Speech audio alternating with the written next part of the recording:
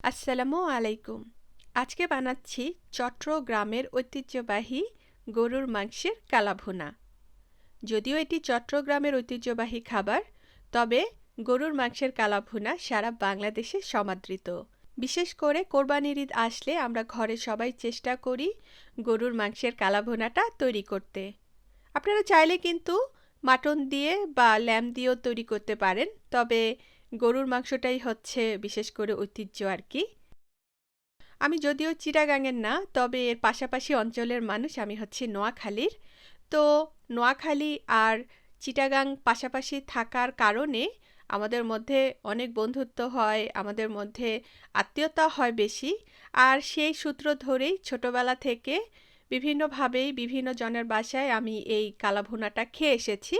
মানে মোট কথা হলো কালাভুনার সাথে আমার সেই ছোটবেলা থেকে একটা পরিচিতি আছে। তবে আমি আজকে রেসিপিটাকে বলবো না যে এটি একটি অথেন্টিক রেসিপি। কেন বলবো না, তার কারণটা হচ্ছে আমরা যখনই ঐতিহ্যবাহী কোনো খাবার বানানোর চেষ্টা করি বা ট্রেডিশনাল খাবার বানানোর চেষ্টা করি, তখন আমরা কি চাই? আমরা চাই যে এই খাবারটি হতে হবে অথেন্টিক, মানে রেসিপিটা যাতে অথেন্টিক হয়। এখন অথেন্টিক কি? অথেন্টিক মানে হচ্ছে খাঁটি। খাঁটি রেসিপি আপনি এক্স্যাক্টলি বর্তমানের এই যুগে এসে কোথায় পাবেন সেটা আসলে খুঁজে নেওয়া মুশকিল।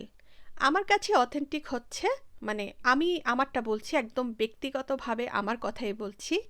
আমার কাছে অথেন্টিক মানে হচ্ছে যেটা আমি ছোটবেলা থেকে খেয়ে এসেছি, জেনে এসেছি, সেটা আমার কাছে অথেন্টিক। আবার আপনার কাছেও আপনি যেটা ছোটবেলা থেকে খেয়ে এসেছেন, জেনে এসেছেন, সেটা হচ্ছে আপনার কাছে অথেন্টিক। আমি এখন অথেন্টিকটাকে এতটুকুতেই বর্ণনা করতে পারি, এর থেকে আসলে বেশি না। কেন না? কারণ হচ্ছে এই একই রেসিপি এক একজন এক একভাবে বানায়। বিশেষ করে আমরা যখন আমাদের ট্রেডিশনাল খাবারগুলোর রেসিপি চাই, তখন আমরা কি চাই? আমরা চাই যে আমাদের আশেপাশে যেসব বাবুর্চি আছে তারা কিভাবে রান্না করে সেটা আমরা ফলো করি। এখন খেয়াল করে দেখবেন যে একই খাবার এক এক বাবুর্চি এক একভাবে বানায়। একটা সাধারণ মুরগির রোস্টও এক এক বাবুর্চি এক একভাবে বানায়। উপকরণ দেখা যায় যে কম বেশি ওই একই থাকে, কিন্তু বানানোর পদ্ধতিটা আলাদা হয়ে থাকে। তবে দিন শেষে, মানে রান্না শেষে কিন্তু খেতে মজা লাগে। তো আমার কাছে হচ্ছে উপকরণ যেটাই হোক না কেন, রান্না শেষে যদি খেতে মজা লাগে তাহলে অবশ্যই সেই খাবারটিকে আমি বলবো যে হ্যাঁ, এটি একটি মজার রান্না হয়েছে। আর এখন আসি আবারও অথেন্টিক রেসিপিতে। আমার ভয় লাগে কোনো রেসিপি অথেন্টিক বলতে, কারণ আমার কাছে যেটা অথেন্টিক সেটা আপনার কাছে অথেন্টিক নাও হতে পারে। তো আমি আজকে বলবো না আমার এই রেসিপিটি অথেন্টিক, তবে এতটুকু বলতে পারি আমি যেভাবে আজকের কালাভুনাটা বানাচ্ছি, আপনারা যদি এভাবে বানান, রান্না শেষে এতটুকু বলবেন যে না, কালাভুনাটা খেতে মজা হয়েছে। আমরা তো দিন শেষে বা রান্না শেষে এটাই চাই, যেভাবেই রান্না করি না কেন খাবারটি যাতে মজা হয়, আর অবশ্যই খাবারটা থেকে যাতে একটা ট্রেডিশনাল গন্ধ আসে। আশা করব আপনাদের ভালো লাগবে আজকের এই রেসিপিটি। তো অনেক কথা বলা শেষ হয়ে গেল, এখন চলে যাই রান্নাতে। প্রথমেই কালাভুনার জন্য তৈরি করে নিচ্ছি কালাভুনার একটি মশলা।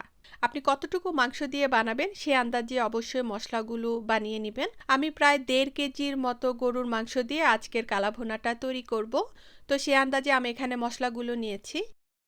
বড় সাইজের একটি জয়ত্রী বা জোত্রিকের ফুল থেকে অর্ধেকটা নিয়েছি এখানে।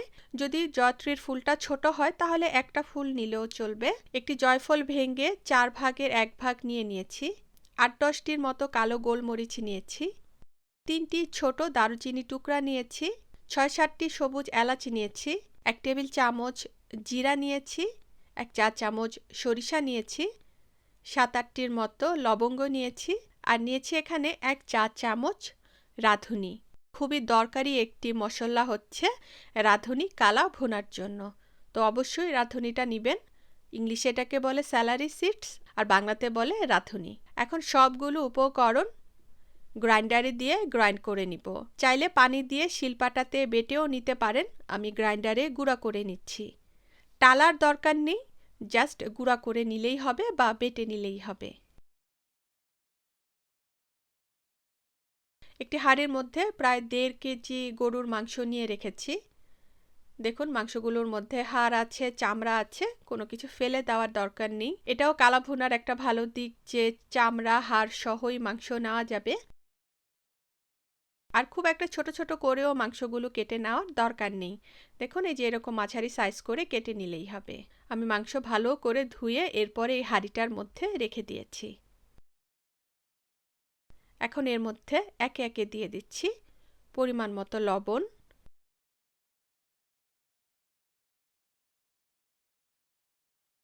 1 টেবিল চামচ আদা বাটা, 1 টেবিল চামচ রসুন বাটা দিয়ে দিলাম। একটি বড় সাইজের পেঁয়াজ কুচি করে কেটে দিয়ে দিলাম।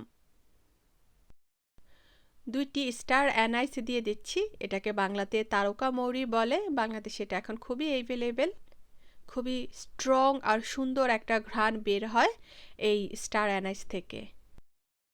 কাবাব চিনি দিয়ে দিচ্ছি 6-7টির মতো। আস্ত এলাচ দিয়ে দিলাম 5-6টির মতো। এলাচগুলোকে ক্রাশ করে নিয়েছি। 2টি দারুচিনি টুকরা দিয়ে দিলাম। একটি বড় সাইজের তেজপাতা 4 টুকরা করে দিয়ে দিলাম। 4-5টি আস্ত লবঙ্গ দিয়ে দিলাম। 1.5 টেবিল চামচ লাল মরিচের গুঁড়া দিয়ে দিলাম।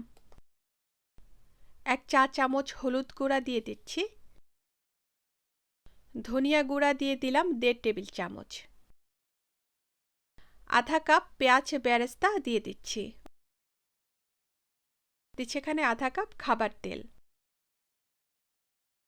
কালাভুনার জন্য যে মশলার গুঁড়াটা তৈরি করে রেখেছিলাম সেখান থেকে 1.5-2 টেবিল চামচের মতো কালাভুনার মশলা দিয়ে দিলাম। এখন সবগুলো উপকরণ ভালো করে মেখে নিব। ভালো বলতে ভালো করে একটু সময় নিয়ে মেখে নিব।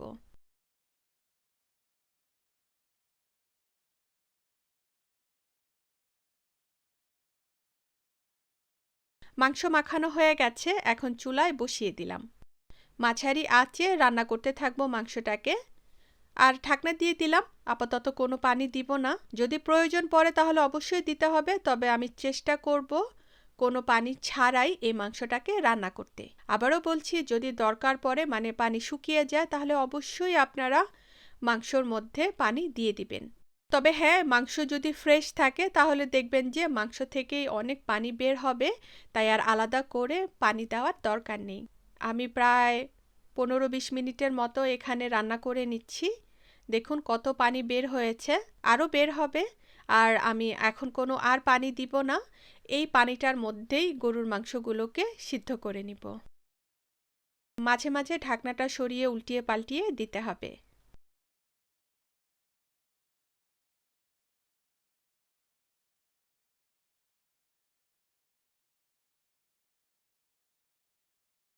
গরুর মাংসটা এখানে রান্না হয়ে গেছে। দেখুন ঝোলটা কতটা ঘন হয়েছে, আর মাংস প্রায় সিদ্ধ হয়ে গেছে। প্রায় বলতে গেলে যে বলতে পারেন যে 85% থেকে 90%-এর মতো মাংস সিদ্ধ হয়ে গেছে। এখন চুলার আঁচটাকে একদম লো করে দিব। আর আরেকটি চুলায় একটি প্যান বসিয়ে এর মধ্যে দিয়ে দিচ্ছি 1 কাপ সরিষার তেল। তেলটা গরম হলে এর মধ্যে দিয়ে দিচ্ছি 1 কাপ কুচি করে কাটা পেঁয়াজ, বা একটি বড় সাইজের কুচি করে কাটা পেঁয়াজ। 10-12টির মতো আস্ত লাল মরিচ দিয়ে দিলাম। 1 টেবিল চামচ কুচি করে কাটা রসুন দিয়ে দিলাম। আর দিচ্ছি এখানে 1 টেবিল চামচ কুচি করে কাটা আদা। এখন ভেজে নিচ্ছি।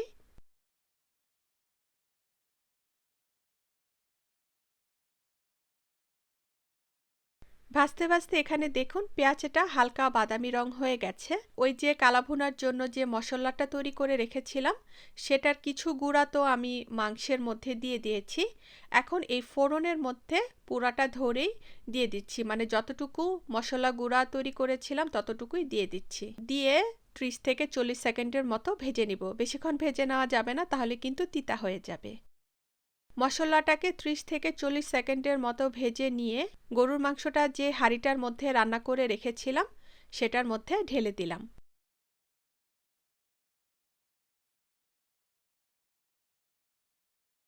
ফোড়নটাকে ভালোভাবে মাংসের সাথে মিশিয়ে নিচ্ছি। চুলার আঁচটা এতক্ষণ ছিল লোতে, আমি আবারও চুলার আঁচটাকে বাড়িয়ে দিয়েছি। বাড়িয়ে এখন লো টু মিডিয়ামে দিয়ে দিয়েছি আর দিচ্ছি এখানে 1 কাপের মতো পানি।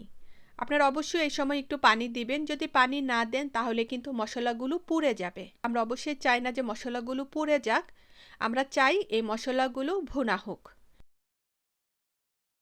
পানিটা দিয়ে নেড়ে চেড়ে ঢাকনা দিয়ে দিলাম আর ঢাকনা দিয়ে আমি 5 থেকে 6 মিনিটের মতো রান্না করে নিব। 5 মিনিট পরে ঢাকনাটা উঠিয়ে এখন হচ্ছে ভুনে নিব এই মাংসটাকে। যেহেতু এটা কালা ভুনা, তাই মাংসটাকে এখন ভুনে নিব। ভুনতে ভুনতে ভুনতে ভুনতে দেখবেন যে মাংসের যে ঝোলগুলো আছে সেগুলো একদম শুকিয়ে যাবে। অনবরত নাড়তে থাকবো আর ভুনতে থাকবো। কালাভুনাটা যে এখন ভুনে নিচ্ছি, এটাই হচ্ছে কালাভুনার একটি ইম্পর্টেন্ট টাস্ক। মানে একটু সময় নিয়েই এই কালাভুনাটাকে ভুনে নিতে হবে আর অনবরত নাড়তে হবে। নাড়তে নাড়তে দেখুন কালাভুনার মধ্যে যে ঝোলটা ছিল, মানে পানি পানি যে ভাবটা ছিল, সেটা কিন্তু চলে যাচ্ছে। এই যে দেখুন একদমই নাই, ঝোলটা একদম শুকিয়ে গেছে, শুকিয়ে শুধুমাত্র তেল দেখা যাচ্ছে। আর একটা জিনিস খেয়াল করে দেখুন, এই যে এতক্ষণ ধরে ভেজে নিচ্ছি, মাংসটার মধ্যে কিন্তু কোনো পোড়া দাগ লাগেনি, শুধু মাংসের রঙটা কালচেটে হয়ে যাচ্ছে। কালাভুনা কিন্তু এমনই হতে হবে, এর মধ্যে কোনো পোড়া দাগ থাকা যাবে না। তাই খেয়াল করবেন মশলাগুলো যাতে পুড়ে না যায়। জাস্ট ভাজতে ভাজতে মাংসের রঙটা কালচেটে হয়ে যাবে। আমার এখানে কালাভুনাটা হয়ে গেছে, একদম ঝোল তো শুকিয়ে গেছে, সাথে দেখুন শুধু তেলটাই দেখা যাচ্ছে। মাংসের কালাভুনাটা দেখবেন যে রান্না করার পরে যত পুরান হবে তত বেশি কালো দেখা যাবে। আমি চুলাটা বন্ধ করে নিলাম আর একটি সার্ভিং ডিশে তুলে নিয়ে উপর দিয়ে কিছু পরিমাণ পেঁয়াজ বেরেস্তা ছিটিয়ে দিলাম। একটি মাংস নিয়ে আপনাদেরকে দেখাচ্ছি, দেখুন এর মধ্যে কোনো পোড়া ভাব নেই, শুধু কালো ভাব আছে। এমনকি এই কালাভুনাটা ভুনতে ভুনতে ভিতরটাও অনেক কালো হয়ে গেছে। কালাভুনা তো এমনই হবে। আর খেতে খেতে আলহামদুলিল্লাহ মাশাআল্লাহ খুবই মজা হয়েছে। আর মজা না হওয়ার তো কোনো কারণ নেই, মজা হওয়ার জন্য যা যা দরকার সবই দেওয়া হয়েছে। এই কারণে কালাভুনাটাও খেতে অনেক মজা হয়েছে। আমি বলবো কালাভুনাটা খেতে কালাভুনাই হয়েছে। এই তো আমার আজকের এই কালাভুনার রেসিপিটি শেষ। আসছে কোরবানির ঈদ, আলহামদুলিল্লাহ কোরবানির পরে অনেক অনেক মাংস থাকবে ঘরে। আপনারা এইভাবে কালাভুনাটা বানিয়ে দেখতে পারেন, আশা করব আপনাদের পছন্দ হবে। আর এই তো কি বলবো, আর ভিডিওটি শেষ হয়ে গেল, চলে যাচ্ছি। ভালো থাকবেন সবাই, আল্লাহ হাফেজ।